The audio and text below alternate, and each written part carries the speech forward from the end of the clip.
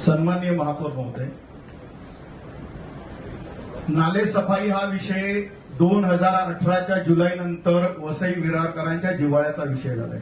कारण 2018च्या जुलैमध्ये संपूर्ण वसई बुडाली आणि त्याच्यानंतर निरी IITचा अहवाल आला, त्याचा अंतिम अहवाल आला, त्याच्यावरती काय कारवाई झाली याच्यावरती सातत्याने चर्चा झाली आणि मग नाले सफाईचा विषय हा प्रत्येक जो नागरिक आहे, जो लोकप्रतिनिधी आहे, हा प्रत्येकाचा जिव्हाळ्याचा विषय झाला. आता या ठिकाणी नाले सफाईसाठी 18 कोटीच्या मंजुरीसाठी आपण प्रस्ताव प्रशासनाने आणलेला आहे. महापौर महोदय, मी या संदर्भात जे संबंधित अधिकारी आहेत त्यांना विचारणा केली की ही 18 कोटी रक्कम आली कुठून, याचा थोडासा आम्हाला तपशील द्यावा, परंतु तपशील आम्हाला आजपर्यंत मिळालेला नाही.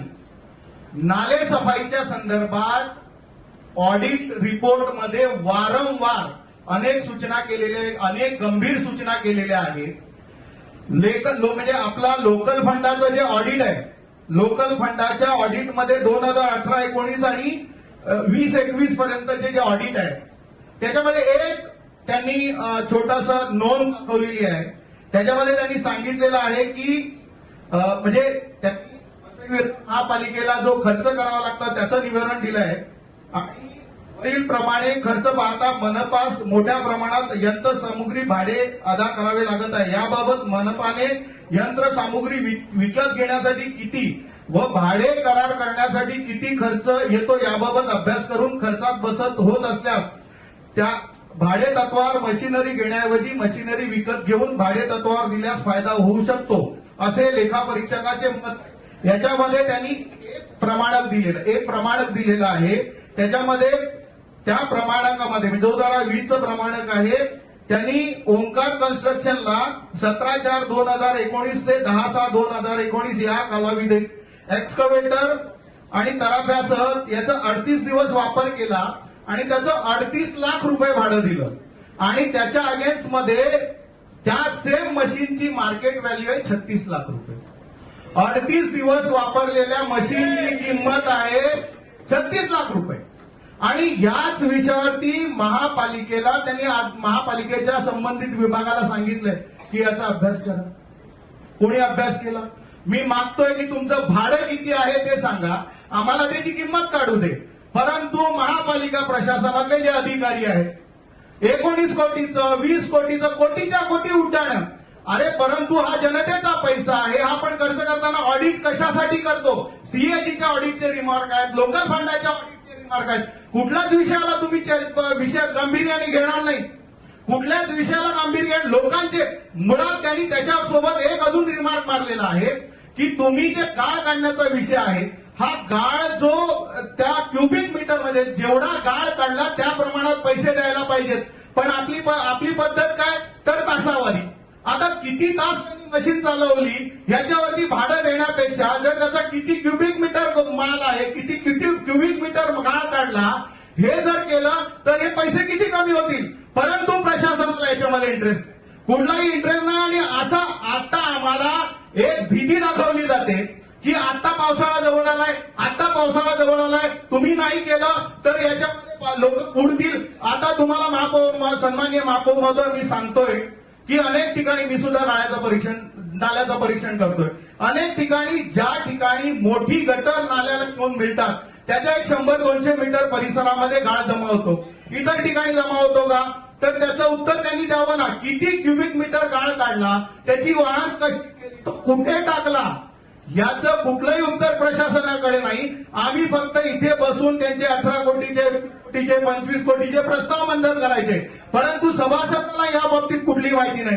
त्यामुळे ह्याचं भाडं किती आणि त्याची मूळ किंमत किती याचा संपूर्ण गोषवारा प्रशासनाने सादर करावा आम्हाला मंजुरीच्या अगोदर. आम्हाला तर कळू दे. लोक सुद्धा ऑडिट रिपोर्ट वापरतात. दुसरा विषय आहे साहेब, ह्याच्यामध्ये महापालिकेने 5 कोटी रुपयाची 2 वाहनं खरेदी केली. ती कशासाठी? तर ते आपल्या त्याच विषयाला मिळणार म्हणूनच आपण सफेद यायचे का? म्हणूनच म्हणतोय की 5 कोटीचं ते वाहन 2 वाहनं घेतली, त्याचा 1 दिवस वापर झाला नाही, याची जबाबदारी कोणी? हे कोणी घ्यायला लावली? कोणी सजेस्ट केली? वापर नाही झाला तर त्याची जबाबदारी कोणाची? सर्वसामान्य नागरिकांची का?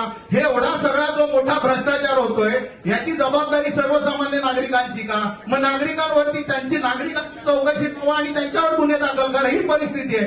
त्याच्यासोबत महापौर महोदय, त्याच्यासोबत मी सांगतो की आपण नाले सफाईवर बोलतो. नाले सफाईचा विषय जो आहे तो कशासाठी घेतो? तर पाणी जमेल, पाणी भरणा होईल.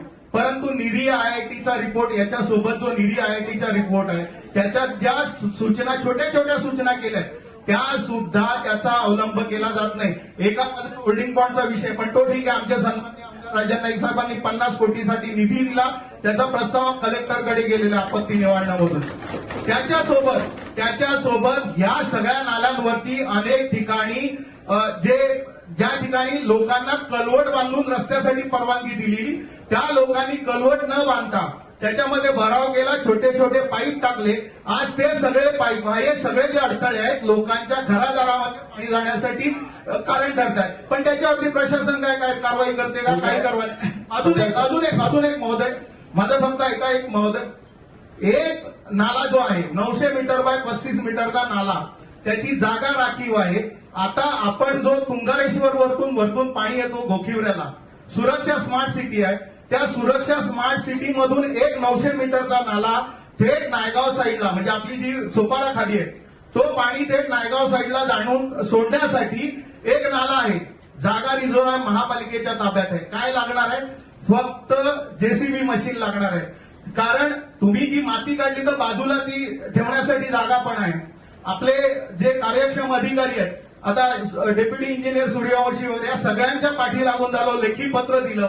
एक नाला खोदण्यासाठी महापालिकेला 3 वर्ष लागतायत साहेब. त्याच्यामध्ये काय आहे की ते वरतून जे पाणी येतं ते वेगाने इथे नवघरकडे येतं. भरती जर आली तर सोपारा खाडीतलं, त्या नायगाव खाडीतलं पाणी जे आहे ते येतं आणि ही इकडचं पाणी आलं तर आमच्या पश्चिमेला, सोपारा असेल, वसई असेल, या पश्चिमेला जे पाणी भरतं त्याच्यात मुख्य वाटा ह्या वरतून येणाऱ्या पाण्याचा आहे. या छोट्या छोट्या गोष्टी जर होत नसतील आणि जर त्याच्यावरती आम्ही वारंवार मंजुऱ्या देतो, आम्हाला अशी भीती घालली जाते की तुम्ही जर मंजुरी नाही दिली तर पावसाळ्यात काय होणार आहे? साहेब, या सगळ्यांची चौकशी झाली पाहिजे आणि प्रशासनाने ऍक्च्युअल ज्याच्यामध्ये जो ऑडिटमध्ये सांगितलेलं आहे त्यांनी वाहनाची किंमत आणि भाडं द्यावं ना.